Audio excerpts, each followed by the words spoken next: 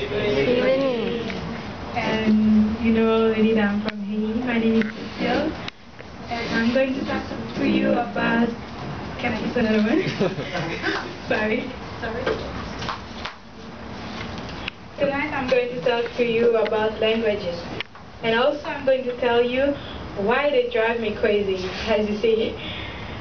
So, you know that every language has a structure and it evolves constantly. And humans have made a lot of progress in finding good ways to master a language and also to study the structure of a mother tongue and to learn more about it. When it comes about languages, the area I prefer the most are sociolinguistics and linguistics universal. The former study the relationship between the social behavior and the language being used in the society. And it's a very interesting area because, you know, every society has its way to interpret the language and also to act toward the language being used. And, you know, language is a part of the culture that interests anthropologists very much.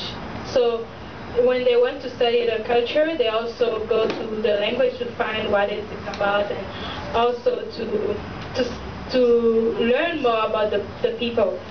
And about linguistic universal is the study of the common properties of all languages.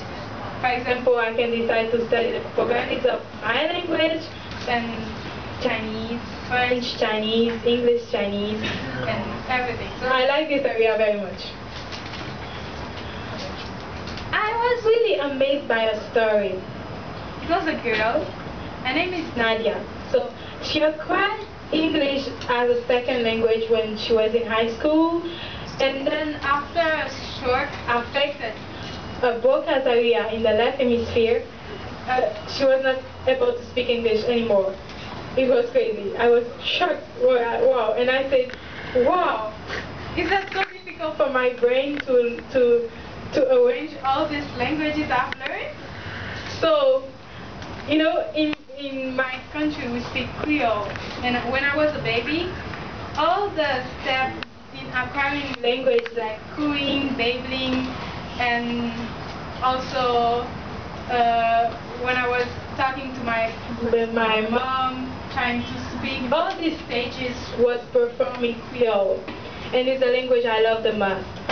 And then I learned French in kindergarten and elementary school when I was reading, talking to my teachers, watching movies, and I really love speaking French. But in fact, my parents, they speak French fluently, but we kept speaking Creole when we were home because it was like more familiar, and we speak French only when we were talking about more conventional subjects and when we were outside with other people.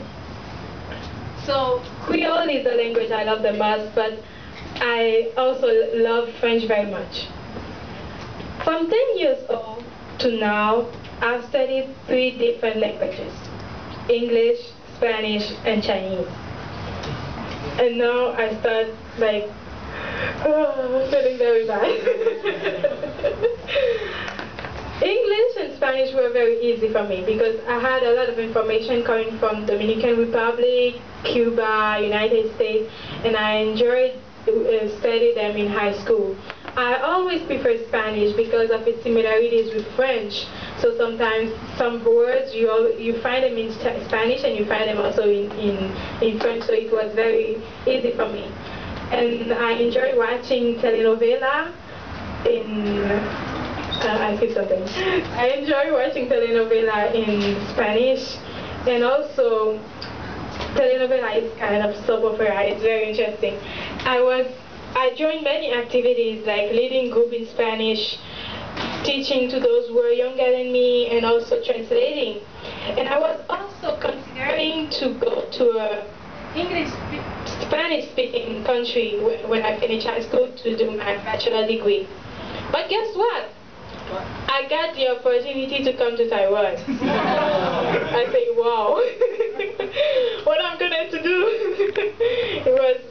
crazy. So I tried hard to improve my English because I knew how important it could be to speak very good English in Taiwan. So I went to an intensive English class for 6 months before coming here, and I did my best. So I came here and my English improved very fast. And then I saw that my program was to study Chinese for 1 year, then to get the admission in university, and it would be totally in Chinese. I said, okay, I will do it in Chinese. I studied Chinese for 1 year, and I realized that Chinese was very different from all language I've already used in my life. Why? Because in Creole, written symbols, they correspond directly to a spoken phoneme. For example, you see li, and it will always be li, nothing else, and you will not have another thing which sounds like li. But French, English, and Spanish are different because many different symbols correspond to spoken phonemes. Like you see li, all is li. But sometimes you read it wrong and you get confused, but you try your best. The Chinese written symbols, they do not correspond to spoken phonemes. So sometimes I see something, what is this? Anyway, I studied Chinese. And then why I'm telling you this, it's just because I have to make you realize that when you learn a language, a new language, it's not because you have a problem. Because sometimes I was telling myself, do I have dyslexia or something? No, it's just because learning a second language is difficult because it's not your language. It's not the one you use when you're a baby. When you use language, you think. And thinking it involves mental representation. By thinking you solve problems, and you use your mother tongue to process the foreign languages. It's what that is so difficult. So now, the language I need the most is Chinese. So I tried to forget about Spanish unconsciously.